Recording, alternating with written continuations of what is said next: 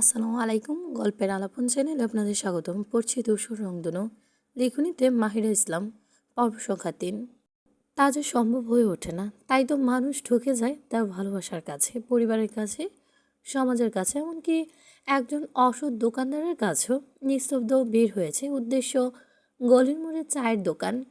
প্রায় দিনই সেখানে চার বন্ধুর আড্ডা চলে। সারাদিন কর্মব্যস্ততার সময় পর এই চায়ের দোকানে প্রায় তারা আসর জমায়। নিস্তব্ধ পৌঁছাতেই সুজন কৌতুক স্বরে বলল, শোনো সবাই, এই যে বের হয়েছেন আমাদের সদ্য বিবাহিত ব্যাচেলর পুরুষ মানুষ। তার বউ তাকে ব্যাচেলর রাখেনি। আমাদের সভ্য পুরুষের বউ ছোট, তাই নিজেকে ব্যাচেলর রেখেছে। ছোট্ট বউ তার নাকি আবার পছন্দ নয়। কি মুশকিল বলুন তো বন্ধুগণ। মাহির রসাত্মক ভঙ্গিতে বলল, হ্যাঁ হ্যাঁ, আমরাও দেখব পুচকে পুচকে করে ব্যাটা কতদিন নিজের পুরুষত্ব হেফাজত করতে পারে। দেখা গেল আমাদের সৃজনের আরেক বাচ্চার আগেই নিজে বাপ হয়ে বসে রইল। হা হা। নিস্তব্ধ নিজের শক্তপোক্ত পুরুষালী দুহাতের সাহায্য লাগালো দুজনের পিঠে চড়। সুজন হাতকে উঠল, কিরে ভাই, আস্তে মার না, হাত তো বানাইছিস লোহার মতো। আবার ফিসফিস করে বলল, তা তোর ওই অসুরের মতো শক্ত হাত দিয়ে তোর পুচকে বোন নরম কোমল হাত চেপে ধরলে তো মোম হয়ে গলে পড়বে রে। সাবধান বন্ধু, সাবধানে কাম চালিয়ে। নিস্তব্ধ চোখ গরম করে তাকালো, বলল, আমার বোর হাত গলবে নাকি শক্ত হবে সেটা আমি দেখব। তুই বরং এবার একটা বিয়ে করে নে, এরপর নিজের বোর হাত ধরে দেখিস গলে কিনা। নিজেরা প্র্যাকটিসও হয়ে যাবে। এমন আঙ্কেলকে বলবো মেয়ে খুঁজতে। সুজন দুঃখী দুঃখী গলায় নাটকীয় ভঙ্গিতেই বলল, এই দেখো, এর মধ্যে আবার আমার বিয়ে নিয়ে টানাটানি করছিস কেন? সিঙ্গেল আছি, বেশ আছি। তোর মতো এক্কা থেকে দুক্কা হতে চাই না ভাই। দেখা গেল কলিজা ফেটে না হয়ে মরে গেলাম, তারপর আমার ভূত হয়ে ভেবে দেখেছিস একবারও? স্বার্থপর বন্ধু সবগুলো তোরা। নিস্তব্ধর কথায় মাহিন গন্ধ শুকার ভঙ্গিমাই বলল, কিরে মামা, কি যেন পোড়া পোড়া গন্ধ পাচ্ছি মনে হচ্ছে। সুজন বলল, হ্যাঁ তাই তো। সৃজনের ফোন বেজে উঠল, তার বউ কল করেছে। মাহিন বলে উঠল, এই তো দেখছিস এক একজনের বউর কত চিন্তা। বাসার বাইরে গেলে ফোন আর ফোন। শালার আমার জীবনটাই তেজপাতা, বউ নেই, ফোন করার মানুষও নেই। সৃজনে দৌড়ে গিয়ে কথা শেষ করে বলল, পাঠ কমিয়ে নাও বৎস। দরকার পড়লে নিজে বিয়ে করো না, তবু অন্যের সুখে নজর দিস কেন ভাই? মাহিন নাটকীয় ভঙ্গিমায় বলল, নাওজবিল্লা, আমি কেন নজর দেব? তোরাই তো এমন এক এক কাজ করলি, বিয়ে করলি, যে শালার একটা শালিও জোটাতে পারলি না। বেছে বেছে সবগুলো একটাই বউ তোদের। না আছে শালি, না আছে শালা। মাইন পেশায় একজন ডেন্টিস্ট। নিস্তব্ধ দুষ্টু হেসে বলল, কত সুন্দরী মেয়ের দাঁত দেখাতে আসে একজন, দাঁত দেখে প্রেমে পড়লে তো পারিস। হ্যাঁ সেটাই, আমার রুচি এতটাও নিচে নামে যে পোকা খাওয়ার দাওলা দাঁতওয়ালা মেয়েকে পছন্দ করব। মাহিনের কথায় বাকি তিন বন্ধু হাসতে লাগলো জোর কদমে। বন্ধু আড্ডা চলো অনেক রাত পর্যন্ত। দরজা খোলার শব্দে তাসফি সচেতন হলো, নিশ্চয়ই ডাক্তার সাহেবের আগমন হয়েছে। এই রাত 12টার সময় তার আসার সময় হলো। আসুক, তাসফির তাতে কি। তাসফি ঘুম পড়ার ভান ধরে শুয়ে রইল বিছানার মাঝে। এবার ঘুমা ঘুমা দেখি কি করে ঘুমাস তুই বেটা। দুপুরে আমায় ঝাড়ি মেরেছিলি না, এবার ঘুমা আরাম করে। নিস্তব্ধ রুমে ঢুকে ফ্রেশ হয়ে বিছানায় এসে তাসফিকে এভাবে মাঝামাঝি শুয়ে থাকতে দেখে কপাল কুঁচকালো। সব মেয়েরা ফাজিল, শয়তানিতা ঠিক বুঝেছে। সে শক্ত কণ্ঠে বলল, পাশে সরে ঘুমান, আমি জানি আপনি ঘুমাননি ম্যাডাম। সো নাটক বন্ধ করেন। কী রে, কী করে বুঝলো সে ঘুমায়নি আজও? তবুও তাসফি সরল না, ঘাপটি মেরে পড়ে রইল। নিস্তব্ধ এবার তাসফির মাথায় জোর একটা টোকা মারল। তাসফি ব্যথায় আউচ করে উঠল। নিস্তব্ধ বাঁকা হেসে বলল, কি ম্যাডাম, টেকনিক পছন্দ হয়েছে তো আপনার? তাসফি তার দিকে রাগে চোখে তাকিয়ে সরে সরল। নিস্তব্ধ গায়ে কাঁথা টেনে সাদা আলোয় জলজল লাইটখানা নিভিয়ে দিল। কালো ডিম লাইট জ্বালিয়ে দিল আজব আলো। যখন করতে চাস তখন এমন কালো না লাগিয়ে লাইটটা অন্য রঙে লাগালে কি সমস্যা ব্যক্তি? আজব সব কারবার। তাসফি কিছুক্ষণ উসখুস করে পেটের কথা উগরে দিল, আচ্ছা বলুন তো, আপা কি করে হাসিব ভাইকে ডিভোর্স দিতে চাইছে? নিস্তব্ধ জবাব দিল না। তাসফি আবার বলল, এই যে শুনছেন, বলুন না। নিস্তব্ধ চোখ খুলে রাগে চোখে তাকিয়ে বলো, পুচকি মেয়ে, তোমার এত কিছু জানার তো আমি প্রয়োজন দেখছি না। সকালে ক্লাস নেই, এসব চিন্তা বাদ দিয়ে পড়াশোনা করো ঠিকঠাক। এখন নিজেও ঘুমাও, আমাকেও ঘুমাতে দাও, ঘুমাও। তাসফি মুখ ভিঞ্চি কাটলো, ইস, পড়াশোনা করো? কেন, আমি পড়াশোনা না করে তোর জন্য রাখি নাকি? নিস্তব্ধ নিজের বালিশের নিচে তাসফির ওড়নাটা বের করে নাকের কাছে নিয়ে গন্ধ নিল। ইস, গন্ধ যেন কেমন নেশা ধরানো, তার কেমন মাতাল মাতাল লাগে নিজেকে। দেখছো, তোমার এই বদমাইশ ডাক্তার প্রতি রাতে বোর অন্যার ঘাড় নিয়ে ঘুমাবে, অথচ বোর স্বীকার করবে না। অসহ্য অভদ্র বদমাইশ নিস্তব্ধ ইয়াসা। উত্তরময় একটি রৌদ্রোজ্জ্বল সকাল। বাতাস থেকে ভেসে আসছে ফুলদের মন মাতানো মিষ্টি সুবাস। নিস্তব্ধ রুমের বেলকুনিতে রয়েছে কতগুলো ফুল গাছ। লোকটা বোধহয় ফুল খুব পছন্দ করে, তবে যে ফুল খুব পছন্দ করে সে কি করে এমন কর্কশভাষী হতে পারে তাসপি জানা নেই। তাসপি তো জানতো যাদের ফুল পছন্দ তাদের মনও ফুলের মতো শুভ্র, হৃদয়টা হয় ঠিক ফুলের পাপড়িগুলোর মতো কোমল। তবে তার অহংকারী ডাক্তার সাহেবের হৃদয় মন এমন কঠোর নিষ্ঠুর কি করে হলো? অনেকগুলো দিন পর আজ স্বামী স্ত্রীর তারা একসঙ্গে রাত্রি যাপন করেছিল, তবে সেটা কোনো মধুর রাত্রি ছিল না, ছিল একে অপরের দিকে মুখ ঘুরিয়ে মুখ বেঞ্চি ঘামটি মেরে থাকা। আজও তাসপি ঘুম থেকে উঠে নিস্তব্ধকে বিছানায় পেল না। এই লোক প্রতিদিন এত সকাল সকালটা যায় কোথায়? তাসপি একদম রেডি হয়ে নিচে নেমে এলো। ফিরোজা বেগম বসে ছিলেন ড্রয়িং রুমের সোফায়। তিনি তাসপিকে কাছে ডাকলেন, এই যে মাইয়া, এদিকে আয়, হুই না যা দেখি। নানির কথা তাসপি ভ্রু কুচকে চাইল, এগিয়ে গেল তার দিকে, তাড়া দিয়ে বলল, বলো, কলেজ লেট হয়ে যাবে, দ্রুত বলো নানি। ফিরোজা বেগম তাসপির হাত ধরে তার পাশে বসালেন, বললেন, থাম, আমারে তোর কলেজ দেখাস না মাইয়া। অতঃপর তাসপির হিজাবের নিচে দিয়ে চুল আঁকড়ে ধরে তাসপিকে বাধা দিয়ে বলল, আরে আরে, কী করছো নারী? হিজাব খুলে যাবে তো, ছাড়ো তো। ফিরোজা বেগম কপাল কুচকে অভিযোগ করেই বললেন, প্রতিদিন আমি কি দেখি বলতো নাতবো? প্রতিদিন চুল কায়া শুকনো নিয়া ঢ্যাং ঢ্যাং করে ঘুরে বেড়াস। বলি বিয়ে কবে দেখবো আমি শুনি? মরণের পরে? নাতি আমার বিয়ে করলো 1 মাসের বেশি, বিদেশে ঠিকাও আইলো, তবুও তোমার চুল ভিজা না এখনো? প্রত্যেক দিন সকাল সকাল চুলগুলা শুকনা নিয়ে তোমার কলেজ যাওয়া লাগে? বলি সুখবর টুখবর পাবো বলতো আমি? তাসপির রাগ দেখি বলো, সেটা তুমি আমায় কেন জিজ্ঞেস করছো? বলো তো বুড়ি, তোমার নাতিকে জিজ্ঞেস করো না কেন চুল ভেজে না? তোমার নাতি কাছে না আসলে আমি কি করতে পারি? তোমার নাতি একটা ইতর বদমাইশ, খবরদার। আর একবার যদি তুমি খালি আমায় ধরেছো বুড়ি, যত দোষ নন্দ ঘোষ, তাই না? তাসপি উঠে চলে যাবে, তখন ফিরোজা বেগম দেখলেন নিস্তব্ধ নিচে নেমে আসছে। সে তাসপির হাত ধরে আবার ঠাস করে বসিয়ে দিলেন। তিনি ডাকলেন, এই যে গোলামের পুত, এদিকে আহেন, আজকে আপনার খবর 12টা বাজিয়ে ছাড়বো, এই বুড়ি বলে রাখুন। নিস্তব্ধ কপাল কুচকে নানির দিকে এগিয়ে এলো। ফিরোজা বেগম নিস্তব্ধের কান ধরে মোচড় দিয়ে এলেন, কান ছড়ো নানি, লাগছে তো। তিনি বললেন, লাগুক, লাগার জন্যই তো ধরেছি। বলি, আমি কি সুখবর কোনো দিন পাবো না? আর কতদিন অপেক্ষা করার লাগবো? বলি, বড় একটু আদর সোহাগ করন যায় না? এত দূরে দূরে কি তোমাগো? নতুন নতুন বিয়ে হয়েছে, সোহাগ করবা, আদর করবা, সারাদিন বোর আঁচল ধরে থাকবা, তা না করে থাকো 22 হাত দূরে। কেমনটা কেমন শুনি? প্রত্যেক দিন তোমাগো চুল হুক না পাই আমি, কী কারণে? নিস্তব্ধ আর চোখে একবার তাসফির দিকে চাইল। তাসফি এতক্ষণ ভাবলিসীন থাকলেও নিস্তব্ধর সামনে সে লজ্জায় মূর্ছা যাচ্ছে। যদিও হোক, তাও তো লজ্জা টজ্জা আছে নাকি? নানিরা এইভাবে কেউ আদরে কথা বলে তাসফির জানা ছিল না। কি দমবন্ধ পরিস্থিতি, উঠে যাবে তাও পারছে না। নানির নিষেধাজ্ঞা, লোকটা কী ভাবছে তাকে? নিস্তব্ধ এবার নানির দিকে বিরক্ত চোখে চাইল। পরপর দুষ্টু হেসে ফিসফিস করে বলো, কেন নানি? আমাদের সুখবর না পেলেও তোমার সুখবর তো দিতেই পারো। নানা নিয়ে তো কি হয়েছে, নতুন নানা নিয়ে আসবো? তোমার তো ভরা যৌবন এখনও নানি, নতুন নানা তোমাকে অনেক আদর করবে বুঝলে। ফিসফিস করে বলল তাসফি। প্রত্যেকটা কথা স্পষ্ট শুনল। কত বড় বদলুক, অসভ্য মানব। কে বলবে এই অসভ্য মানব নাকি ডাক্তার? তার উপর বউ ছাড়া থাকে, বদমাইশ লোক। এই লোকে এত বেশরম সে তো আগে বোঝেনি। ছি ছি, কত বড় বদমাস! এই লোক এমন বেফাস কথা বলতে পারে, আগে জানা ছিল না। ছি ছি ছি। ফিরোজা বেগম চোখ বড় বড় করে নাচের দিকে তাকালেন। তিনি এবার দুহাতে নিস্তব্ধের কান টেনে ধরল, বলল, ওরে হারামি, ওরে হতচ্ছাড়া, এই ছিল তোর মনে মনে, আজ তোর হচ্ছে। শুনে রাখো, এই ফিরোজা বেগম শুধু এক পুরুষে আসক্ত ছিল, 1000 পুরুষ আসলেও সে পাত্তা দেবে না।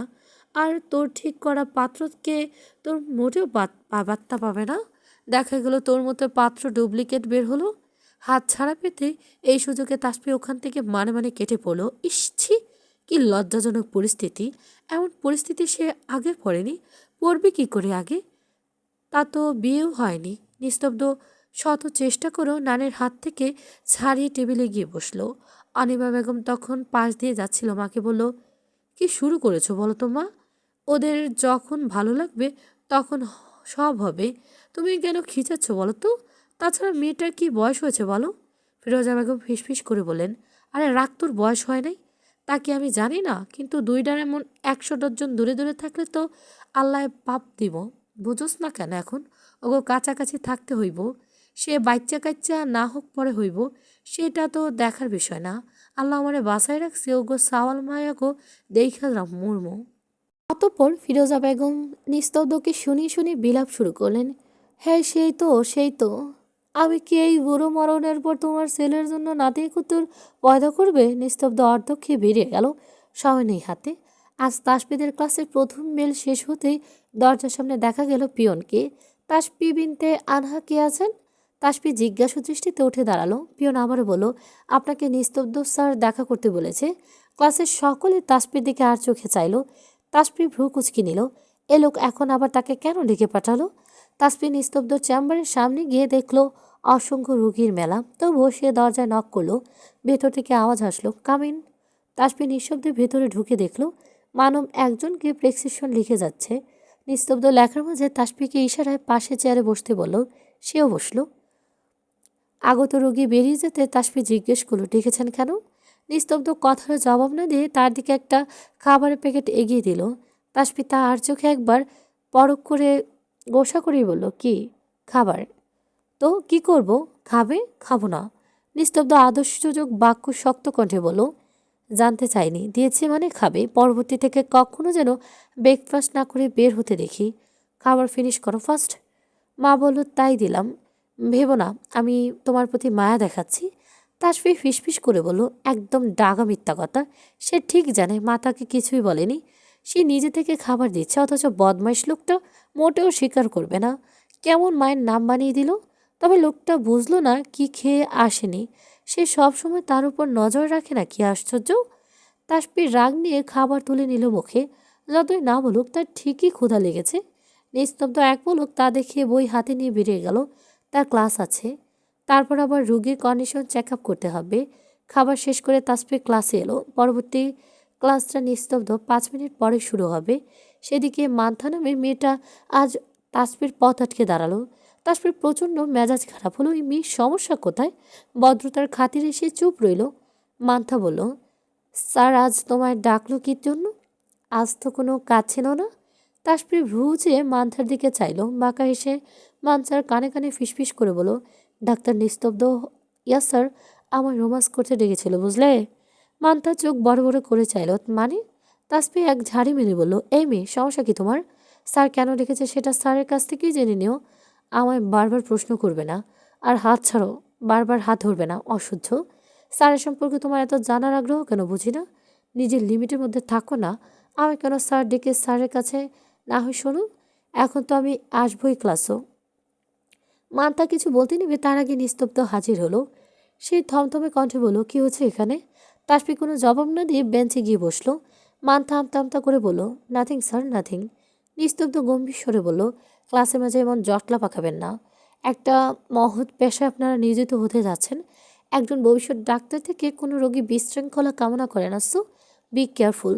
নিজের জায়গা যান। মাথা নত করে নিজের বেঞ্চে গিয়ে বসে পড়ল। নিস্তব্ধ স্যার তার সঙ্গে কথা বলেছে। ও মাই গড! এই তো সে ভীষণ খুশি।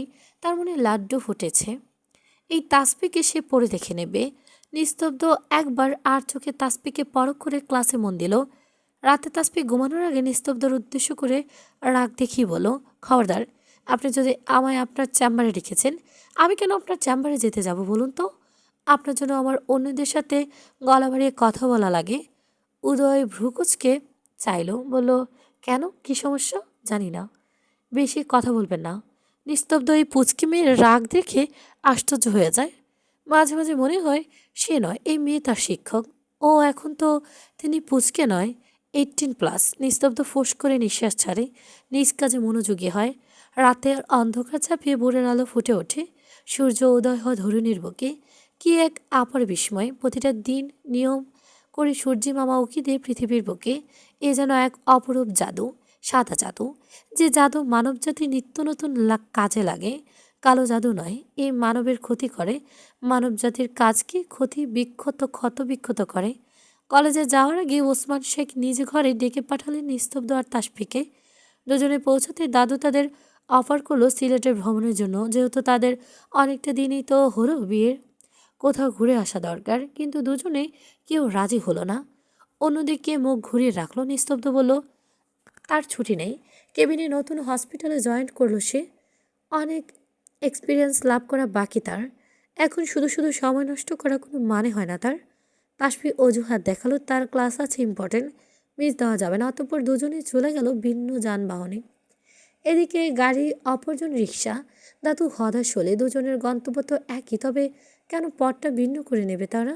এক পথে থাকলে তো চলার পথ আরও সহজ হবে, একসঙ্গে পাশাপাশি কাছাকাছি থাকলে তো কাঁধের বোঝাও কম ভারী মনে হবে, সময় কম ব্যয় হবে। কবে বুঝবে তারা নিজেদের? কবে এক হবে তারা? কবে ধূসর রংধনু রঙিন করবে তারা? কবে? সকালে ঢাকার যানবাহন শহর, সকলে নিজেদের কর্মজীবনে ব্যস্ত, কেউ ডাক্তার, কেউ ইঞ্জিনিয়ার, কেউ বা অফিস কর্মী। আর এর মাঝে দ্বিতীয় শ্রেণীর কিছু যুবক যুবতী ছাত্রছাত্রী দলে, তারা ছোটে সকাল সকাল পড়াশোনার তাগিদে ব্যস্ত ভঙ্গিতে। একটু ফাঁক দিলেই তাদের ভবিষ্যৎ অন্ধকার, ফিউচারে তাদের করতে হবে কঠিন পরিশ্রম। কারণ এই যৌবনের সময়টাই তো তাদের জীবন গড়ার মুখ্য সময়। হারানোর সময় পুনরায় ফিরে পাওয়া যায়, তেমনি যৌবনের গতিবেগ, শক্তি, ক্ষমতা, দক্ষতা কখনোই ফিরে পাওয়া যায় না। যারা এই সময়টাকে কাজে লাগিয়েছে তারাই আজ ডাক্তার, ইঞ্জিনিয়ার, পাইলট, বড় ব্যবসায়ী। আর যারা এই সময়ে তাকে হেসে খেলে পার করেছে তারাই আজ রিক্সা চালক, মুদি দোকানদার, বাসের কন্ট্রাক্টর। কেউ কি কখনো শুনেছে একজন ডক্টর কিংবা পাইলট রিক্সা চালাচ্ছে? আজ আকাশে কেমন মেঘলা মেঘলা ভাব বিদ্যমান। বৃষ্টি হবে কি? হ্যাঁ, হতেই পারে। বর্ষাকাল তো চলেই এলো। এখন থেকে প্রতিদিন তাসপির ছাতা নিয়ে বের হতে হবে। কখন বৃষ্টি আসে বলা তো যায় না। তাসপির অধ্যয়নরত প্রাইভেট মেডিকেল কলেজটির সঙ্গে লাগোয়া সাইডে হসপিটাল, অর্থাৎ এই কলেজের আন্ডারে ডান পাশে রয়েছে হসপিটাল, যাতে নিত্যদিনের কয়েকশো মানুষের আনাগোনা। আর বাম সাইডে তাদের কলেজ বিল্ডিংগুলো। তাদের কলেজের পাশে পেশন প্রাইভেট মেডিকেল কলেজ, তার নামও আছে বেশ। কলেজে প্রবেশের মুখ্য তাসফি দেখলো একটা 6-7 বছরের মেয়ে ফুল বিক্রি করছে। মেয়েটার মান্থার সাথে আরও কিছু মেয়ে থেকে ছেলে বিরক্ত করছে। এই যে আবার শুরু হয়েছে এদের বাদরামি। তাসফির ভ্রু কুঁচকে সেদিকে এগিয়ে গেল। কি হচ্ছে এখানে? ওকে কেন বিরক্ত করছো তোমরা? তোমাদের আর কোনো কাজ নেই? সারাদিন ওর পেছনে লেগে থাকো সুপার গ্লো আঠার মতো। ছেলে মেয়েগুলো তাসফির দিকে চাইলো। ওদের মাঝে একটা ছেলে শয়তানি হেসে কৌতুক করে বলল, তো কি তোমাকে বিরক্ত করবে নাকি খুকি? তো এসো। এই, আর কিছু বলতে সুযোগ পেল না ছেলেটা, তার আগেই তাসফির ঠাস করে ছেলেটার গালে থাপ্পড় মেরে দিল। সকলের চোখ বড় বড় করে চাইল।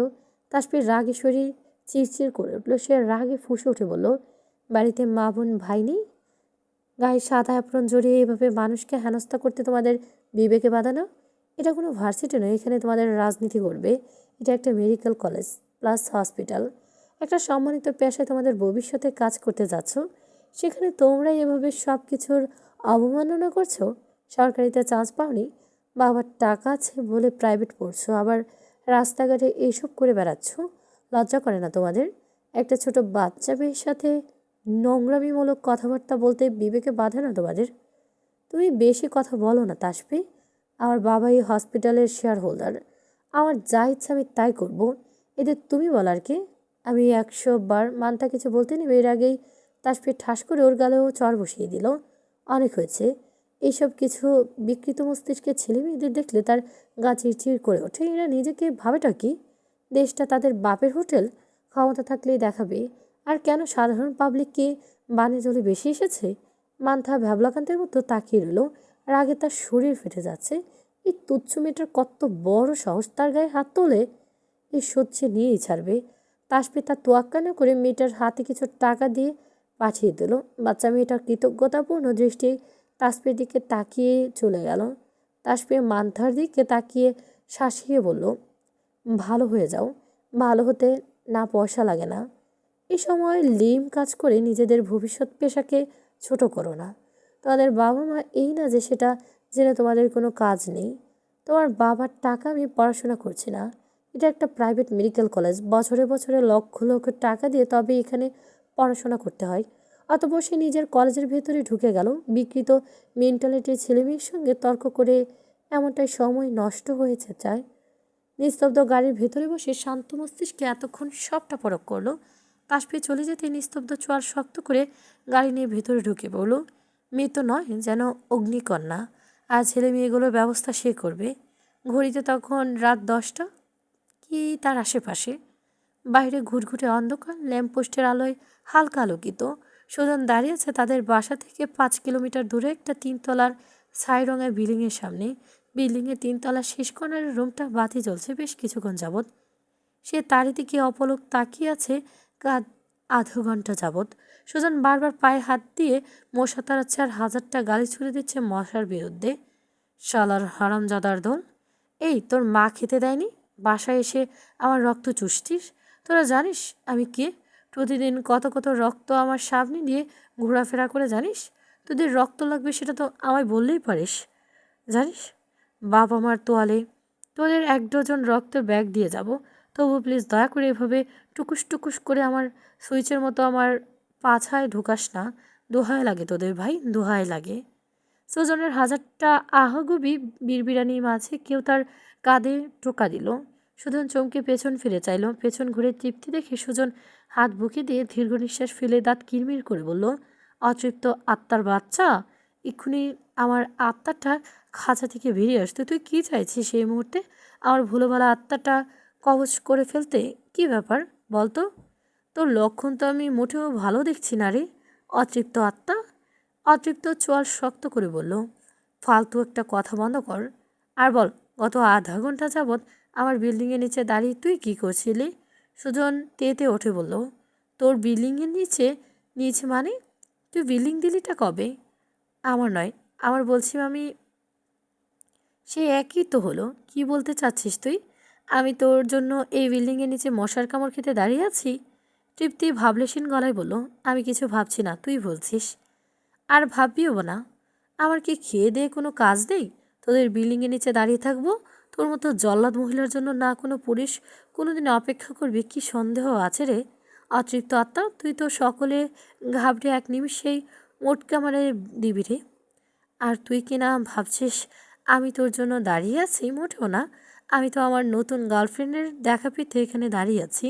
সে আসবে, কিন্তু এখনও কেন আসছে না বুঝতে পারছি না। তোর গার্লফ্রেন্ডের বাসা এখানে? হ্যাঁ। কোন বাসাটা দেখা তো? সুজন পিছিয়ে ফোন রাগ দেখিয়ে বলল, কেন কেন? তোকে দেখাতে যাব কেন? যাতে তুই আমার নতুন গার্লফ্রেন্ডের জন্য কবজ করতে ফেলতে পারিস, কিন্তু সেটা তো আমি একজন সচেতন প্রেমিক হয়ে কিচ্ছুতেই হাতে দিতে পারবো না। তুই হচ্ছিস একজন জল্লাদ, মুখের দুর্গন্ধ যুক্ত, নাকে সর্দি নিয়ে ঘোরা মহিলা। তোদের আবার আমার গার্লফ্রেন্ডের বাসা চিনিয়ে দেওয়ার মানে আর ঘুম হারাম করা।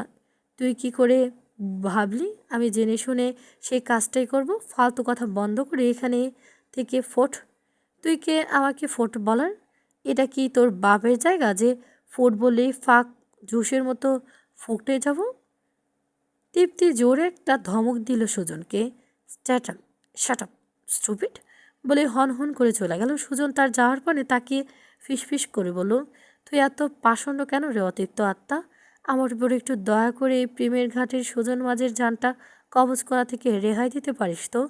তা না করে এই যে বাসায় পরিহিত ড্রেস পরে চয়াম সামনে সে মাথাটা এলোমেলো করে দিয়ে গেলি। রাত অনেক হলো। তাসফি হাসি বসে মুখে নিস্তব্ধ রুমে প্রবেশ করলো। দেখলো অসহ্য লোকটা সোফায় বসে দক্ষ হাতে একমনে ল্যাপটপে আঙুল চালিয়ে যাচ্ছে। রুমের মাঝে আজ আর কোনো কালো ড্রিম লাইট জ্বালানো না, জ্বলছে তার আনা উজ্জ্বলে রঙের লাইটটা। তাসফি আজ বিকেলে দারোয়ানকে দিয়ে তার পছন্দের রং কমলা রঙের একটি লাইট আনিয়েছে। সেটাই খুব যত্নের সহিত লাগিয়ে দিয়েছে। অনেকে কমলা রঙটা পছন্দ করে না, ভাবে কমলা রঙটা ভীষণ সেকেলে টাইপ, কিন্তু তাসফির কাছে মোটেও তা নয়। কমলা রং হচ্ছে পৃথিবীর শ্রেষ্ঠ শুভ্র রঙের মধ্যে একটা। সূর্যি মামা যখন ভোর সকালে এই ধরনীর বুকে উদিত হয়, তখন ঠিক এই কমলা রঙের আবহাওয়াটাই তার চারপাশে ছড়িয়ে পড়ে, আর আমরা পুরো পৃথিবী সব কিছু রঙিন দেখতে পাই। ঠিক তেমনিভাবে সূর্যি মামা তার কমলা রঙের সঙ্গে নিয়ে অস্ত যায় পশ্চিম দিগন্তে। ধীরে ধীরে কেমন চারপাশ অন্ধকারে মিয়ে যায়। চারপাশ কেমন নিস্তব্ধতায় ছেয়ে যায়, থেমে যায় সারাদিনের শত ব্যস্ততার কোলাহল সব। তাসফি রুমে প্রবেশ বার্তা পেতেই নিস্তব্ধ তার দিকে আর চোখে তাকালো। তাসফি একবার ড্রেসিং টেবিলের সামনে যাচ্ছে তো একবার বেলকুনি, একবার ওয়াশরুম। নিস্তব্ধ এতক্ষণ বিষয়টা নীরব ভূমিকা পালন করলো, এভাবে বিরক্ত কণ্ঠে ধমক দিয়ে বলল, এই মেয়ে, সমস্যা কি তোমার? এভাবে সারা রুম জুড়ে ঘুরঘুর করছো কেন? পড়াশোনা নেই? সন্ধ্যা থেকে ওর ঘরে ঢেউ ঢেউ করে ঘুরে বেড়াচ্ছ? তাসফি বিড়বিড় করে বলল, সমস্যা তো অবশ্য আছে ডাক্তার সাহেব। এই যে আমি আপনার রুমে এত বড় একটা বেলকনি করে ফেললাম, অথচ আপনি একটু শব্দ পর্যন্ত করলেন না। কিন্তু আমি তো তা মেনে নিতে পারছি না, আপনার নিস্তব্ধতা মানতে পারছি না। বিড়বিড় করার মাঝে তাসফি হালকা গোলাপি রঙের ঠোঁট জোড়া মৃদু কম্পিত কাঁপন নিস্তব্ধতা অনুসরণ করে নিঃশব্দে ঢোক চিপল। তার গলাটা কেমন যেন শুকিয়ে আসছে। তার কি এখন একটু পানি খাওয়া দরকার? মাথাটাও কেমন ঝিমঝিম করছে। নাকি এক কাপ কফি খেয়ে মাথা ঝিমঝিম ভাবটা কমানো দরকার? ইমে একদম বিড়বিড় করবে না, আমার পছন্দ নয়। তাসফি ভ্রু কুচকে বলল, তো আপনার পছন্দ অপছন্দ আমার কি যায় আসে? আমার যা ইচ্ছে তাই করব। বলেই সে চলল বাইরের দিকে। নিস্তব্ধ অবাক চোখে তাকে জিজ্ঞেস করলো, আবার কোথায় যাচ্ছ? তাসফি দায়সারাভাবে জবাব দিল, আপার রুমে। আজ আমি সেখানেই থাকবো। তাছাড়া দাদু এতক্ষণে ঘুমিয়ে পড়েছে। আপনার এমন অসহ্যকর মুখটা দেখার চেয়ে বরং আমার আপার কাছে থাকাটাই বেটার। আপার মিষ্টি মুখটা দেখে ঘুমোলে আমার স্বপ্নগুলো মিষ্টি হবে। আপনার মতো নিরামিষ তিতকুটে তো হবে না অবশ্যই। তাসফি চলে যাওয়ার পরে নিস্তব্ধ হতভম্ব হয়ে দাঁড়িয়ে থেকে অদ্ভুত ভঙ্গিতে নিজের মুখে হাত বুলালো। তার মুখে কিনা অসহ্য, সে কিনা নিরামিষ তিতকুটে। তাকে দেখে ঘুমালে স্বপ্ন তিতকুটে হবে কেন? সে কি দেখতে এতটাই খারাপ নাকি? এ মেয়ে বলে কি? যেখানে কলেজের হসপিটালে যুবতী মেয়েরা তাকে দেখলে তার দিকে হা হা করে তাকিয়ে থাকে, সেখানে এইটুকুনি মেয়ে তাকে বলে কিনা তার মুখটা অসহ্য। দিনটা শুক্রবার, নিস্তব্ধ আজ বাড়িতেই। তবুও যখন তখন তার হসপিটালে যেতে হতে পারে, কখন ইমার্জেন্সি রোগী এসে হাজির হয় বলা তো যায় না। সকালে ব্রেকফাস্টের পরে তাসফি বাসন্তীর রুমে বসে পড়ছে। বই খাতা নিয়ে হাজারটা পড়া মুখস্থ করা তার বাকি। সে ডাক্তারি পড়াটা যতটা সহজ ভেবেছিল সেটা মোটেও অতটা সহজ নয়। পড়তে পড়তে তার পাগল হয়ে যাবার জোগাড়। ছুটির দিন কই আজকে সকালে সকলের সঙ্গে বসে একটু সুখ দুঃখের কথা আলাপ করবে, তার হইল কই? বই খাতা নিয়ে তার পাগল হবার জোগাড়। প্রতিদিন আইটেম দেওয়া, প্রতিদিনের পৃষ্ঠার পর পৃষ্ঠা মুখস্থ করা কি আর যে সে কাজ? লিখতে লিখতে হাত খসে পড়ে যাওয়ার মতো অবস্থা। এর মাঝে সে ঠিকঠাক মনের গোপন খবরটাও পড়াও ফুরসত পারছে না। তার তো এই 2 মাসে নাজেহাল অবস্থা। তবে যত কঠিনই হোক না কোনো, যত কষ্টই হোক না কেন, তাকে তো ডাক্তার হতেই হবে। তার মায়ের স্বপ্ন পূরণ করতে হবে, সঙ্গে নিজের স্বপ্নকেও বাস্তবায়ন করতে হবে। তাসফি এখন বুঝতে পারছে ডাক্তাররা কেন এত খিটখিটে মেজাজের হয়। দীর্ঘ 5 বছর তারা ধারাবাহিক নিয়মের মাঝে বদ্ধ থেকে মেজাজটা তাদের এমনিতেই খিটখিট স্বভাবের হয়ে যায়। মুখস্থ প্রতিদিন আইটেম দিতে দিতে তাদের সাথে সাথে তাদের কোমল মনটাও কেমন বদ্ধ খাঁচায় বন্দি হয়ে যায়, আর সবাই কর্কশ হয়ে যায়। এই যে সুজন ভাইয়া, মাহিন ভাইয়া, সৃজন ভাইয়া, কই তারা তো কর্কশ নয়, কি সুন্দর হাসি খুশি তারা। তারপর তাদের কলেজের হাবিব স্যার, সেও তো হাসি খুশি, ক্লাসে সব সময় হাসি খুশিভাবে কথা বলে। তার ডাক্তার বর্মশের ভাবসাব একটু অতিরিক্ত। তাসফি এক মনে পড়ে যাচ্ছে। তার মাঝে পান এলো নিলয় সাহেবের ফোন হাতে। সে তার মিষ্টি কণ্ঠে তাসফির উদ্দেশ্যে শুধালো, কাকিয়া, মায়ুমা কল করেছে, নাও নাও কথা বলো। তাসফি হতাশ চোখে চেয়ে ফোনটা হাতে নিল। ব্যস্ততা, তার 2 দিন বাড়িতে ফোন করা হয়নি। কদিন আগেই তার শ্বশুরমশাই তাকে নতুন একখানা স্মার্টফোন কিনে দিয়েছে। তা কোথায় পড়ে আছে কে জানে। তার খোঁজখবর রাখা কি আর তাসফির সময় আছে? এই ফোন কেনা নিয়েও তার বর্মশাইয়ের কিছু দিন তাসফির চোখ কটমট করে তাকিয়ে দেখেছে। বলেছে, ল্যাপটপ আছে, ফোনের কী দরকার? ল্যাপটপেই তো সে তার কাজ করতে পারছে। পুচকি একটা মেয়ের হাতে এখনই কারো মোবাইল, তাদের ফোন দেওয়া লাগবে? তাসফি বুঝে পায় না এই লোকের সমস্যাটা ঠিক কোথায়। বউ মানবে না, তার সঙ্গে সারাক্ষণ ঝগড়ায় লিপ্ত থাকবে, অথচ তার উপর অধিকার ফলাতে আসে। সে যা খুশি করুক, সে কথা না হয় পরে ভাবা যাবে। আপাতত তার দাদির সঙ্গে কথা বলা যাক। ফোনে কানে দিয়ে তাসফি খাতার ইংরেজি কি সব লিখতে লিখতে বলল, হ্যালো বুড়ি, বলো। নাতনির কণ্ঠ পেতেই দাদি হাঁক ছেড়ে ছেলেকে ডাকলেন, কই রে মুস্তফা, এই রে তোর মায়া ফোন পাউন গেছে। অতপর তাসফির উদ্দেশ্যে ফুঁসে উঠে বললেন, বলি এই সেমরি, তোর ফোন হান রাহুস কোন হানে? আজ 2 দিন ধরে তোমারে ফোন পাওয়া যায় না। বলি শ্বশুর বাড়ির যায় কি আমাকে ভুইলা গেছে একেবারে? বিয়ে তো কতবার চাইছিল না, বইবারও চাইছিল না, আর এখন আমাকে ভুইলা গেছো দেখতাছি। তাসফি দীর্ঘশ্বাস ছেড়ে হতাশ কণ্ঠে বলল, ভুলি নাই দাদি, তোমাদের কি আর ভুলতে পারি বলো? এই যে আমার দ্বারা অসম্ভব। তোমরাই তো আছো আমার আর কিছু আপনজন। তোমাদের ফোনটা করবার তো ফুরসতটুকু পাইনি দাদি। হ্যাঁ, তা পাইবা কেমন কইরা? সেই যে গেলা 2 দিন আইসা জামাইরে নিয়ে থাইকা গেছো তুমি। ওই সকলে 2 দিন আইসো, 1 ঘন্টা খানেক থাইকা ফুরত করে গেছো। এই তোমার ভালোবাসা। মোস্তফা সাহেব ভেতরে ঘর থেকে বের হতে বললেন, মা থামো তো তুমি, মেয়েটার উপর পড়ার অনেক পেশা যাচ্ছে নিশ্চয়ই। মোস্তফা সাহেব মায়ের হাত থেকে ফোনটা নিজের হাতে নিলেন, আদর স্বরে বললেন, কেমন আছো তুমি মামনি? ও বাড়ি সব ঠিকঠাক তো? বাবার কণ্ঠ পেয়ে তাসফির চোখ ছলছল করে উঠল। হ্যাঁ বাবা, আমি ভালো আছি, তুমি ভালো আছো? পুনরায় ফিসফিস করে বলল, তোমরা ভালো থাকো বাবা, বিশেষ করে তুমি ভালো থাকো, নিজের যত্ন নিও। তুমি ভালো থাকলেই তো আমি ভালো থাকবো বাবা। তাসফির ফিসফিসানো কথার উপর থেকে মোস্তফা সাহেবের কর্ণগোচরে পৌঁছালো না। তিনি আবারও কিছুটা আমতা আমতা করে বলেন, বলছিলাম মামুনি, মাস দুয়েক পর তো পার হয়ে গেল। এবার যদি জামাই বাবাজিকে নিয়ে একটু ঘুরে যেতে এ বাড়ি থেকে। তাছাড়া পড়ার মাঝে তোমার তো কোনো কোথাও একটা ঘুরে এসে মাইন্ড ফ্রেশ করা দরকার মামুনি, তাই না? তাসফি উত্তর দিল না। কি জবাব দেবে? লোকটা কি তার সঙ্গে যেতে আদিক্ষে আদতে কখনো রাজি হবে কে জানে। মোস্তফা সাহেব আবার বলেন, মামুনি কি, আমি কি জামাই বাবাজির সঙ্গে একটু কথা বলবো? বলেই তিনি নিজের ভেজা চোখটা মুছলেন পাঞ্জাবির হাতায়। বলতে পারো বাবা, তুমি কি একটু তাকে ফোন দেবে মামুনি? তাসফি ছুটে গেল ও রুমে। নিস্তব্ধ বিছানায় বসা ছিল। তাসফিকে এভাবে ছুটে আসতে দেখে চোখ ছোট ছোট করে চাইল। তাসফি ফোন মিউট করে কিছুটা অস্বস্তি নিয়ে বলল, বাবা আপনার সঙ্গে কথা বলতে চাইছে। নিস্তব্ধ ভ্রুকুচকে ফোন হাতে নিয়ে সালাম দিল। মোস্তফা সাহেব সালামের উত্তর নিয়ে কৌশল বিনিময় করলেন, অতঃপর এক ফাঁকে বললেন, বাবা জীবন, মেয়েটা তো আমার অনেক দিন যাবৎ এ বাড়িতে আসে না, তুমি কি তাকে একটু এ বাড়ি থেকে ঘুরে যাবে নিয়ে?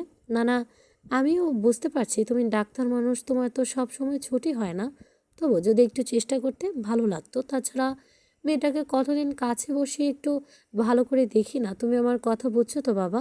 নিস্তব্ধ কি বলবে ভেবে পেল না। একজন বাবার করুণাকতি মেশানো আবদার কি করে হে করা যায়, তার উপরে এরকম নরম স্নেহ মিশ্রিত কণ্ঠে। নিস্তব্ধ কী জবাব দেবে ভেবে পেল না। কিছুটা শান্ত স্বরে শুধু বলল, আমি চেষ্টা করব আঙ্কেল, যদি ছুটি পাই আমি অবশ্যই যাওয়ার চেষ্টা করব, আপনি চিন্তা করবেন না। তোমাকে অনেক ধন্যবাদ বাবা, অনেক ধন্যবাদ। একটু চেষ্টা করে দেখো। হ্যাঁ জি আঙ্কেল। বিকেলে নিস্তব্ধ বসেছিল বই নিয়ে, হঠাৎ মেসেজের টোন বেজে উঠল। আজব গোষ্ঠীর কল এসেছে। ধরবে কিনা ভাবছে, ধরলেই তো শুরু হবে ওদের প্যান প্যানানি। কেটে দিতে গিয়েও কী যেন মনে করে রিসিভ করে ফেলল। নিস্তব্ধ নিজের উপর নিজেই বিরক্ত। আজকাল সে কিছু কাজ নিজের অজান্তে করে ফেলছে, মস্তিষ্ক বলছে একটা, অথচ সে করে ফেলছে আরেকটা। মহা মুশকিল। ফোন রিসিভ করতে সৃজন বলে উঠল, এই নিস্তব্ধ শুনছিস? ও তুই তো নিস্তব্ধ, শুনবি কেমন করে? হা হা হা। তবু শোন, কাল নাকি তৃপ্তির বাসা নিচে সুজন এক গার্লফ্রেন্ডের সঙ্গে দেখা করতে গিয়ে ধরা খেয়েছে, বুঝেছিস? এই বলদাটা দিন দিন উচ্ছেনে যাচ্ছে। আর সে বলে উঠল, তোরা কোন দিন ভালো হবি না রে, তাই না? সারাদিন মেয়েদের পেছনে পড়ে থাকিস, ডাক্তার সামলাস। কখন তোরা রে ভাই ডাক্তারি সামলাস? মাহিন রাগর করে বলল, এই একদম তোরা তোরা করবি না, আমি মোটেও মেয়েদের পেছনে ঘুরি না। এই সৃজন মাঝে মাঝে যত ঝামেলা, বুঝলি? সুজন ফুঁসে উঠে বলল, এখন যত দোষ নন্দঘোষ, তাই না? তোরা কোনোদিন প্রেম করিসনি। তাছাড়া এই অতৃপ্ত আত্মা যতটা রসি রসি তোদের বলেছে, ব্যাপারটা মোটেও তেমন নয়। আর তাছাড়া আশি তুই কতটা ভালো সেটা আমরা সবাই জানি। এই নিস্তব্ধ দোষ, শোন না ও কী করেছে। পরশুদিন তার হবু জামাইয়ের সঙ্গে দেখা করতে গিয়ে বেচারা টাকে ডিম ফাটিয়ে দিয়ে এসেছে। তোরা মেয়ে মানুষ সবগুলো 1 নম্বরের বজ্জাত। আমাদের মতো ভোলাবালা ছেলে সব সময় ফাঁসিয়ে দিস তোরা। আর সে ফুঁসে উঠল, একদম বাজে কথা বলবি না। তোর কি মনে হয় ওই টাকলা পটকা ভুঁড়ি মোটা লোকটাকে আমি বিয়ে করব? নো নেভার, প্রশ্নই ওঠে না। নিস্তব্ধ মাথা ধরে গেল। তার মনে হচ্ছে সে তার কোনো বন্ধুর সঙ্গে কথা বলছে না, মনে হচ্ছে কোর্টের জজ। তার সামনে সবার বিচার আসর জমেছে, একের পর এক ভুক্তভোগী তাদের সাক্ষ্য পেশ করছে তার সামনে। সাক্ষ্য তো পেশ করা নয়, এজন্য আদালত ভেঙে যাওয়ার মতো তুমুল বেগে ঝগড়ার গান চলছে। এখন সে কী রায় দেবে তা নিয়ে ভাবনা। নিস্তব্ধ সুজনকে ঠাট্টা সরেই বলল, সত্যি গার্লফ্রেন্ডের সঙ্গে দেখা করতে গিয়েছিলে তো নাকি? তি সুজন চেঁচিয়ে উঠল, নিস্তব্ধ শালা চুপ থাক। তুই তুই আরও সবসময় বেশি বুঝিস। আর শোন, আমি কারো কাছে ওই ধরা খাইনি, বুঝলি? আমার ইচ্ছে হয়েছে তাই গিয়েছি। তোদের কি বে? হ্যাঁ সেটাই তো, আমাদের কি? মাহিন সবাইকে থামিয়ে দিয়ে বলল, এই তোরা থাম তো, আমার কথা শোন। আমি আর এই শহরে থাকছি না। তোদের থেকে এত দূরে আমার আর ঠিক পোষাচ্ছে না, বুঝলি? ভাবছি ঢাকা কোনো ডেন্টাল হসপিটালে শিফট হয়ে যাব, না হয় নিজের চেম্বারই করে বসবো। নিস্তব্ধ এতক্ষণে গভীর স্বরে বলল, হ্যাঁ তাই কর। তাছাড়া বাড়িতে শুধুমাত্র তোর বোন আর মা একা থাকে, তুই মাঝে মাঝে এসে প্রয়োজনীয় জিনিসপত্র কিনে দিল তাদের কাছে থাকার মতো ভরসার জন্য তো তোর কাছে চাই। তুই বরং এবার একটা বিয়ে করে নে দোস্ত। একে আন্টি আর পারুল দুজনেই ভালো হবে। তাছাড়া পারুলটা বড় হয়েছে, ওরও বিয়ে শাদী দিতে হবে, তখন আন্টি একদম একা হয়ে যাবে, বুঝলি? বিয়েটা এবার তুই করেই ফেল।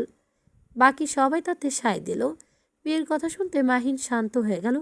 কি করে বোঝাবে সে তার বন্ধুকে তার মনে যে অন্য কারো বাস? একজন নারীকে মনের মাঝে রেখে আরেকজন নারীকে মনে ঠাঁই দেওয়া তার পক্ষে মোটেও সম্ভব নয়। নিস্তব্ধ কথা বলার মাঝে সেখানে তাসফি হাজির হলো। এই শুনছেন, আপনাকে দাদু ডাকছে। মোবাইলে তাসফির অবয়ব দেখতে সবাই হৈ হৈ করে উঠল। টপিক ঘুরে গেল। সৃজন সুর করেই বলল, ভাবি কেমন আছেন? সব ভালো তো? এই বেটা আপনার বিরক্ত করছে না তো? নিস্তব্ধ চোখ রাঙালো। কতবার করে নিষেধ করেছে তার হাঁটুর বয়সী একটা মেয়েকে ভাবি রাখার দরকারটা কি? সৃজন তা কেয়ার করলে তো? ইস, সে চোখ রাঙালে কি সে ভয় পাবে? তাসফি হাসি মুখে মুখেই বলল, এই তো ভাইয়া, আলহামদুলিল্লাহ ভালো। আপনারা কেমন আছেন? পুলিশ তাসফি তৎক্ষণাৎ নিস্তব্ধর হাত থেকে খপ করে ফোনটা নিয়ে কথা বলতে বলতে বেলকনিতে চলে গেল। নিস্তব্ধ হতবাক হয়ে তাসফির যাওয়ার পানে তাকিয়ে রইল। কি আশ্চর্য, ফোনটা তার নাকি ওই টুকিনি মেয়েটার? আর তার বন্ধুগুলো মনে হচ্ছে তার নয়, তার বোর। আর সেই হচ্ছে পাশের বাড়ি ভাড়াটিয়া। তাকে একটু অনুগ্রহ করে কথা বলার সুযোগ দিয়েছে, এই যা অদ্ভুত।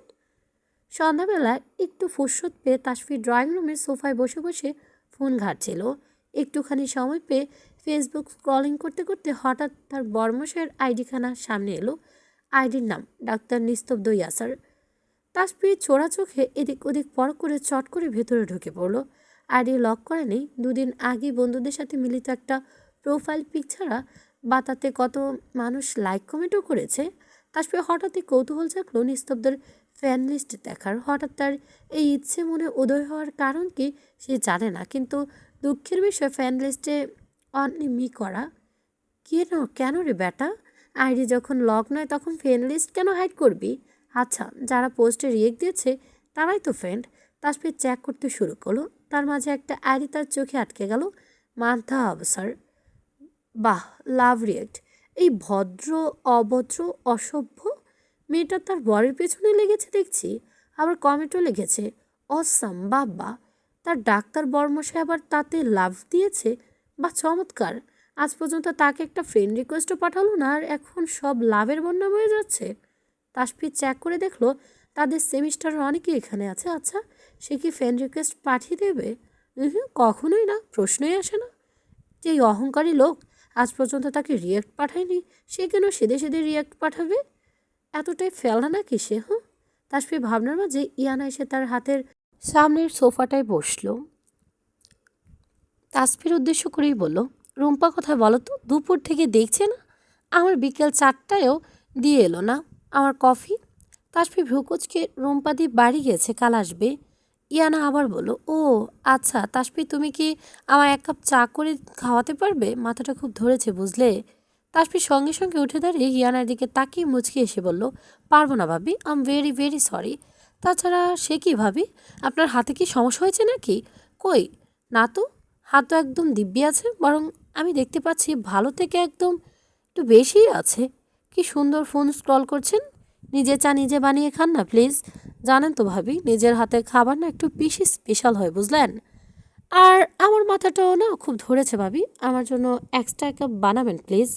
ইয়ানা চোখ বড় বড় করে তাসফির দিকে চাইলো। তাসফির সিঁড়ি বেয়ে উপরে উঠতে গিয়েও আবার পিছিয়ে ফিরে বলল, ও হ্যাঁ, কাইন্ডলি একটু আমার রুমে দিয়ে আসবেন চাটা। কেমন আমার মিষ্টি যা? ইয়ানা হতভম্ব হয়ে তাসফির যাওয়ার পানে চেয়ে রইল। এই মেয়ে কি বললো তাকে চা বানিয়ে খেয়াতে, আবার উপরে সার্ভও করতে আসতে? কত বড় সাহস মেয়ের! যেখানে সে তার 3 বেলা খাবার দেওয়ার ঘরে, সেখানে এই মেয়ে চা বানিয়ে দিয়ে আসতে বললো, কি সুন্দর করে তাকে অপমান করে গেল। এই মেয়ে তো শেয়ানার উপরে শেয়ানা। ইয়ানা ভেবেছিল বোকাশোকা হবে, আয়সার মতো একেও খাটিয়ে নেওয়া যাবে, কিন্তু এ তো দেখা যাচ্ছে তার থেকে ডাবল দুরন্ত শেয়ানা। ঢাকা যানজটপূর্ণ শহর, ধুলোয় আস্তরণে সবটা বিল্ডিংয়ে আবৃত। মাঝে মাঝে মনে হয় কেউ বোধহয় একটু ইউনিক রং করে রেখেছে টিনের ঘরগুলোতে। টিনের ছাউনির রংটা কমলা, কালচে রং ধারণ করেছে। তাসফি বসে আছে তার অহংকারী ডাক্তার বরের গাড়িতে। তারা যাচ্ছে নিস্তব্ধ শ্বশুরবাড়ি। তাসফি সারা অঙ্গে উৎফুল্লতা ছোঁয়া। প্রায় 1 মাস পরে সে যাচ্ছে নিজ ভবনে। কত স্মৃতি সেখানে তার, ছোট থেকে বেড়ে ওঠার সাক্ষী তার সে স্থান। সে কি আর ভোলা যায়? মায়ের কবরটা একটুখানি ছুঁয়ে দেখবে সে, অনেকখানি গল্প করবে মায়ের সঙ্গে, অভিযোগ জানাবে হাজারো। এই তো গত পরশু বাবা তার অসহ্য বরের কাছে আবদার করলো নিজের কুটিরে যাবার। আর আজ সকালে বাসন্তী আপা বলল, এই তাসপি রেডি হতো, ব্যাগ গোছা, তোকে তোর বাপের বাড়ি ফিক্কে মারবো। তাসফি ভ্রু কুচকে বলল, কিন্তু আমি তো যাবো না আপাই, তোমার ভাই না গেলে আমিও যাচ্ছি না এবারে। আর বাবা ওই লোককে কত করে বললো অনুরোধ করে, একবারে তোমার ভাই না গেলে বিশ্বাস করো আপা, ওই নিস্তব্ধ না স্তব্ধ গোছা ধরা সিল্কে কালো কুচকুচে চুলগুলো একটা অস্ত রাখবো না আমি। তোমার ভাই ঘুমানোর পর সানলাইট দিয়ে আমি তাতে আগুন ধরিয়ে দেব, তারপর টেকো মাথা নিয়ে ডাক্তারি করতে হবে, এই বলে দিলাম। কে কার চুলে আগুন ধরাবে শুনি? কথার মাঝে থেকে নিস্তব্ধ গম্ভীর কণ্ঠ পৌঁছাতে চমকে উঠল তাসফি। সঙ্গে সঙ্গে জিভে কামড় দিল। ইস, লোকটা সবখানি এসে হাজির হয়, আবার বেঞ্চি কাটে শকুন, তাতে কি ভয় পায় নাকি এই অসহ্য লোকটাকে? নিস্তব্ধ আগমনী বার্তা পেতেই বাসন্তী নিঃশব্দে বেরিয়ে গেল ঘর ছেড়ে। তারা স্বামী স্ত্রী নিজেদের মধ্যে ঝগড়া নিয়ে মিটিয়ে নিক, ঝগড়া থেকেই তো উদয় হবে মিষ্টি মধুর ভালোবাসা। বাসন্তী অনেকবার খেয়াল করে দেখেছে তার ভাই তাসফির সামনে দুচ্ছাই করলেও পেছন পেছন ঠিক তার খেয়াল রাখতে ভোলে না। নিস্তব্ধ বুদ্ধিমান ছেলে, তার নিজের পদক্ষেপ সে ঠিক নিজেই নিতে জানে। সে কোনো কাজ করতে গেলে সে অবশ্যই ভেবেচিন্তেই করবে, তবে ভালোবাসার মতো জীবনে অতি গুরুত্বপূর্ণ অধ্যায়টা তার ভাই সম্পূর্ণ করতে বেশি দেরি না করে ফেলে। বাসন্তী বেরিয়ে যেতে নিস্তব্ধ দরজার ছিটকিনি তুলে দিল। নিস্তব্ধকে ছিটকিনি তুলে দিতে দেখে তাসফি শুষ্ক ঢোক গেল। ছিটকিনি কেন দিল? কি করতে চায় লোকটা? নিস্তব্ধ কদম বাড়ানো সঙ্গে তাসফি পিছিয়ে যেতে লাগলো, কিন্তু ভাগ্য অসহায় পা দুটো পেছনে পড়ে আর কোনো জায়গা খুঁজে পেল না। সে নিঃশব্দে গিয়ে দাঁড়ালো তাসফির সামনে। একটু নিচু হয়ে তাসফির কানের কাছে মুখ এগিয়ে নিয়ে ফিসফিস করে বলল, তা ম্যাডাম, কার চুলে আগুন ধরাবেন শুনি? নিস্তব্ধ নিঃশ্বাসের গতিবিধি তাসফি ঠাহর করতে পারছে। অস্বস্তিতে সে জমে যাচ্ছে। কুল ডাউন তাসফি, এত গলে যাওয়ার কিছুই হয়নি। তাসফি চোখ বন্ধ করে বড় করে শ্বাস ফেল। ঝট করে নিস্তব্ধর বুকে হাত দিয়ে ধাক্কা দিয়ে সরাতে পারল সে তৎক্ষণাৎ। ইস, লোকটা ফিসফিসানো বলা পুরুষালী কণ্ঠস্বর এতটাই মাদকীয় কী করে হয়? প্রত্যেক পুরুষের ফিসফিস করা বলা স্বর কি এমনই শোনায়? তবে খানিকটা দূরে সরে তাসফি মিশে চোট দেখিয়ে বলল, যার ইচ্ছে তার চুলে আগুন ধরাবো, তাতে আপনার কি? সানলাইট দিয়ে নয়, চলা চেলাকাঠ দিয়ে আগুন ধরাবো, বুঝলেন? তাতে আপনার কি? নিস্তব্ধ বিরক্তিতে কপাল কুঁচকে নিল। তার হাঁটুর বসি মেয়ে বেশি কথা বলছে ইদানিং, তার মুখে মুখে তর্ক করছে। সে কাটকাট কণ্ঠে বলল, কারো চুলে আর আপনার আগুন লাগাতে হবে না ম্যাডাম। নিজের ব্যাগ গুছিয়ে নিন, কিছুক্ষণ পরে আমরা বের হব। বের হব মানে? কেন, নিজের বাপের বাড়ি যেতে চান না বুঝি? আপনার কাছে তো খুব নালিশ দেওয়া হচ্ছিল আপার কাছে।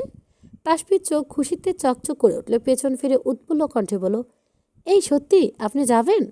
নিস্তব্ধ ভ্রু কুচকে বলল, আমি যাব, তোমায় কে বলল? তাসফি হাসি খুশি মুখটা চুপসে গেল মুহূর্তেই। তার মানে যাবেন না? এইমাত্র আমায় বললেন রেডি হতে। নিস্তব্ধ বাঁকা এসে বলল, তো আমি কি একেবারে বলেছি আমি যাব? তাসফি মন খারাপ করে বলল, কেন যাবেন না? বাবা আপনার এত করে বলল তবুও যাবেন না?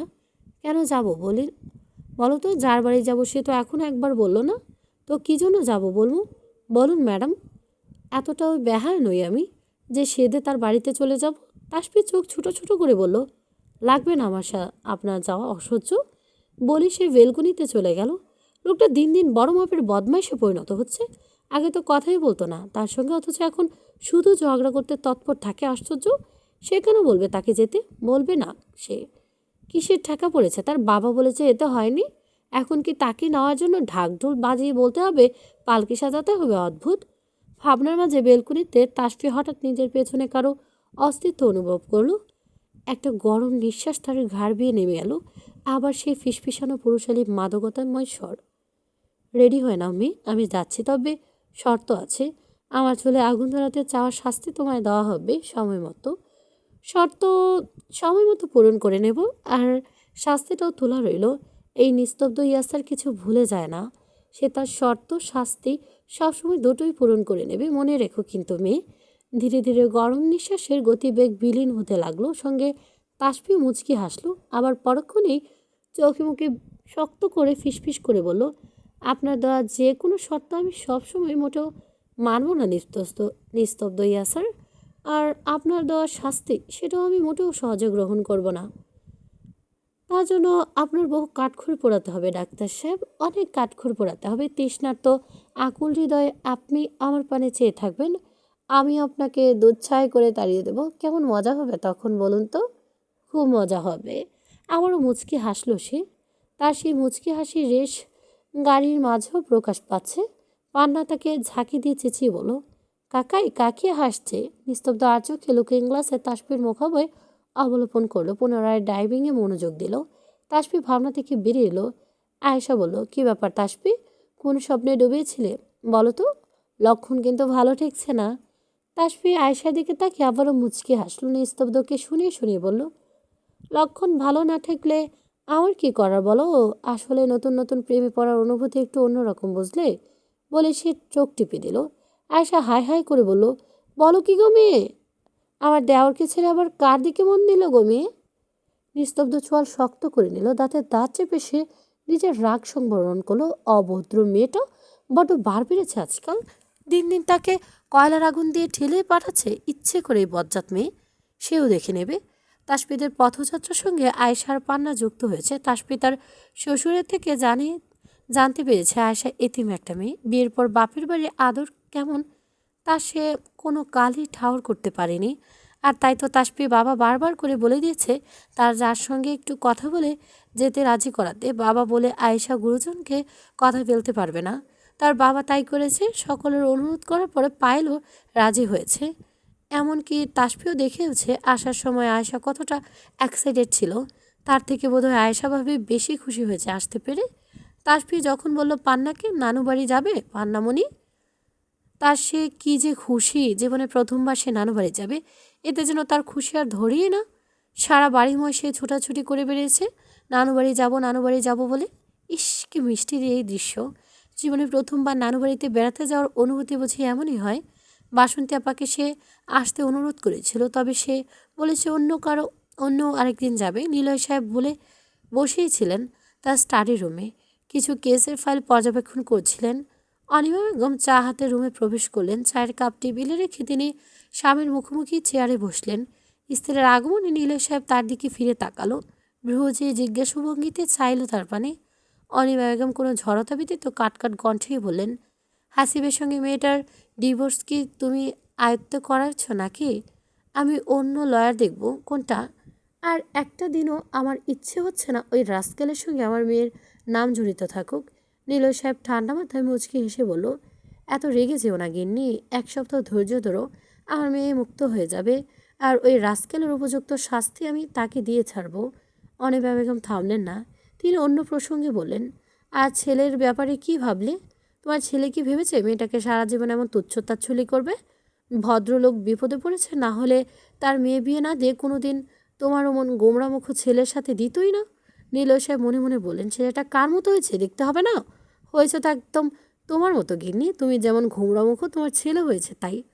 যেখানে আমার কি দোষ? আমার জীবনে বেশিরভাগ পেলে ছেলেটা আমার মতোই হাসি খুশি হতো, কিন্তু হয়েছে তো তোমার মতো বিধয়ে বেশিরভাগটাই জিন তোমারটাই পেয়েছে। তবে ছেলে জন্ম দেবার পরিকল্পনা করার সময় কি আর একটু ভেবে করা উচিত ছিল? মিস্টেকটা কি করে হলো? তার কত জটিল জটিল কোনো কেসেই তো এই পর্যন্ত কোনো মিস্টেক হয়নি, তবে কি সে সংসার জীবনে একটা বড় সড়ো মিস্টেক করে ফেলেছে?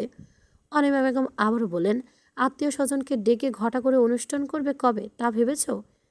তারা তো মুখেই আছে ছেলের বউ দেখবে বলে কতদিন তাদের বুঝ দিয়ে রাখা যায়? নিলয় সাহেব হেসে বললেন, সে তোমার ছেলে যতদিন পর্যন্ত না বলেছে তোমার ছেলে তো নতুন কর্মস্থলে তো কেউ জানে না। ভাবো তবে কতটা ডেঞ্জারাস। তোমার ছেলে তোমার মতোই একদম ফার্স্ট ক্লাস হয়েছে, কি বলো? হা হা। অনিবা বেগম কর্কশ স্বরে বললেন, আমার মতো নয়, তোমার মতো হয়েছে ছেলে, যেমন বাপ তেমন ছেলে। নীরজ সাহেব হতভম্ব হয়ে স্ত্রীর গমন পথে তাকিয়ে রইলেন। যা বাবা, সারাক্ষণ আমার ছেলে করে মুখে ফেনা তুলে ফেলে, তার যেই কিনা এখন অন্যায় আবদার করে বসেছে অমনি সে ছেলে আমার হয়ে গেল। আজও মহিলা গোষ্ঠী, এদের মন বুঝবার সাধ্য কার আছে? আয়শা একা একা মন খারাপ করে বসে আছে ক্লাসে। আজ তার প্রিয় বান্ধবী তাসের ঘর আসেনি, তার ক্রাশ স্যার নিস্তব্ধও আসেনি। কি মুশকিল! এখন সে একা একা কী করবে? প্রথম ক্লাস শেষে আশা বাইরে বের হলো। একা একা বসে থাকতে ভালো লাগছে না। আর করিডোর পার হতে দেখা গেল হঠাৎ কিছু স্টুডেন্টের অযাচিত কিছু কথা তার চলন থামিয়ে গেল। কান পেতে শুনতে চেষ্টা করলো কথাগুলো। মান্থার সঙ্গে থাকা এক চেলারাই বলল, তুই তো নিস্তব্ধ স্যারকে পছন্দ করিস, কিন্তু স্যার তো তোকে পাত্তাই দেয় না। কি করে পটাবি স্যারকে? মাঝে দেখি স্যার তাসফি মেয়েটার দিকে খেয়াল রাখি। কিছু তো ঘাবলাছে বুঝলি। আর মেয়েটা বড্ড বার বেড়েছে। সেদিন তো তোকে থাপ্পড়ও মেরে দিল। কত বড় সাহস মেয়েটা, দেখেছিস? মান্তা শয়তানি হেসে বলল, ওই মেয়েকে তো আমি দেখে নেব। আজ কলেজে আসেনি, তবে আজই ওর খেল খতম করতাম। ওর বড় বড় চোপা ভেঙে দিতাম। আর নিস্তব্ধ স্যার তো ওই মান্থারই হবে। বাবা, আজ বাড়ি গিয়ে বলবো স্যারের কথা। বাবাকে বলবো স্যারের সঙ্গে আমার বিয়ের ব্যাপারে কথা বলতে। অতসব অতএব নো চিন্তা। এই মান্থাকে অপছন্দ করবে এমন কোনো ছেলে আছে? আমার এই চাহনিতে ছেলেরা লাইন লেগে যাবে। রায় বলল, বাবা, একেবারে বিয়ে? মান্থা লাজও ঘাসলো। আরেকজন বলল, এই তাসফি মেয়েটাকে কি করবি রে? মান্থা শয়তানি হেসে বলল, আসুক না একবার কলেজে, তখনই দেখাবো মজা। এই মান্থা কি জিনিস সে হাড়ে হাড়ে টের পাবে। সব কথা শুনে মান্থা চোখ বড় বড় করে নিল। আর নিস্তব্ধ স্যারকে বিয়ে করার কথা শুনে ফিক করে হাসতে গিয়েও আবার মুখ চেপে ধরল। না, এই অসাধারণ খবর তো তাসফিকে দিতে হচ্ছে। তাছাড়া তাসফির কি ক্ষতি করবে ওই অসভ্য মেয়েটা? তাসফিকে সতর্ক থাকতে বলতে হবে। আজই বাড়ি গিয়ে ফোন দিতে হবে। মেয়েটা গিয়ে উদাও হলো কই? মান্থার কথা শোনা শেষে দ্রুত কলিডোর পার হতে গিয়ে মুহূর্তেই শক্তপোক্ত পুরুষালী অবয়বের সাথে ধাক্কা খেয়ে ছিটকে পড়ল সে। পুরুষটি মুহূর্তে চোখ মুখ কুঁচকে গালি ছুটতে নিয়েও থেমে গেল। এটা তার প্রফেশনের ক্ষেত্রে ভুলবে ভুলে চলবে না। পুরুষটি নিজেকে সামলে নিয়ে আসার উদ্দেশ্যে কঠোর স্বরে বলল, চোখ কোথায় রেখে চলাফেরা করো মেয়ে? যে জোরসে ধাক্কা মেরেছ, তোমার ধাক্কায় আমার 32 দাঁত ভেঙে ভাঙতে ভাঙতে বেঁচে গেছে। এই শুক্রিয়া। খবরদার যদি আর এভাবে চলাফেরা করতে দেখি অসভ্য মেয়ে। বলেই সুদর্শন পুরুষটি হনহন করে হেঁটে চলে গেল নিজ কাজে। আশা তাজ্জব পরে তাকিয়ে রইল পুরুষটি যাওয়ার পানে। ছি, কত বড় অকৃতজ্ঞ লোক! সুজন স্যারকে এমন মানসিকতার মানুষ সে ভাবতেই পারল না। লোকটা ক্লাসে গিয়ে হাসি খুশিভাবে সবার সাথে কথা বলে হাসি ঠাট্টা করে, আর তার সাথে কিনা এমন দুর্ব্যবহার করলো। সে যে পড়ে গেল, ধরে পর্যন্ত ওঠালো না। আশ্চর্য! হঠাৎ আকাশটা কালো মেঘে ছেয়ে গেল। কেমন যেন ঝড় হাওয়া বইছে চারিদিকে। আশা উঠতে গিয়েও সামনে তাকিয়ে দেখলো সুদর্শন পুরুষটি পুনরায় তার দিকে এগিয়ে আসতে। দক্ষিণা বাতাসে তার সিল্কি চুলগুলো এলোমেলো উঠছে। ঠোঁটের কোণে বাঁকা হাসি। ইস, ডাক্তার সুজন বুঝি এতটা সুন্দর দেখতে? কই, আশা তো আগে তা খেয়াল করেনি। ফর্সা মায়াবী একটা চেহারা, মনে হচ্ছে নিস্তব্ধ স্যারের কার্বন কপি। কই, আশা আগে তো এত কিছু ভাবেনি। তবে এখন কেন ভাবছে? কোথাও স্বপ্ন দেখছে না তো সে? সুজন এগিয়ে সে হাত বাড়িয়ে দিল আশার দিকে। ঝাড়ি দিয়ে বলো, এই মেয়ে, উঠে এসো। এখন এইভাবে বেকুবের মতো বসে আছো কেন? মেয়ে, আশ্চর্য! আশা নিজের কাঁপা কাঁপা হাত সুজনের হাতের মাঝে রাখলো। শিরশির করে উঠল তার শরীর, একবারে বাড়িটা পরক করলো। মনে হচ্ছে প্রবল জ্বরও হওয়া বার্তা। ঠিক কি তার মনের মাঝে সে ঝড় হয়েছে তার মতো, নাকি তার চেয়েও বেশি আতঙ্কিত হবে এই ঝড়? কেন এই ঝড় তার মনে হঠাৎ হানা দিল? এমনটা তো সে চায়নি। এই পুরুষ যে তার কোনো দিন হবে না, সম্ভবই না তা। তার মতো বামনির কি চাঁদে হাত বাড়ানোর অধিকার আছে? কখনো না। বাবা মা ছাড়া চালচুলোহীন মেয়ে সে। ভাগ্যিস কাকাটা ছিল, আর তাই তো আজ এই মেডিকেল কলেজে পড়তে পারছে। তবে এত চাচি, এতে চাচিও কম কথা শোনানো হয় না তাকে। সারাক্ষণ টাকার কথা শুনতে থাকে। ক্লাসে বসে আসার মনটা বিষণ্ণতায় ছেয়ে গেল। কেন হঠাৎ করে হৃদগহীনে এই বসন্তের আগমনী বার্তা উদয় হলো? সে তো এমনটা চায়নি। মন ভাঙার করুণ ব্যথা কি তার পার করতে হবে সারাটা জীবনভর?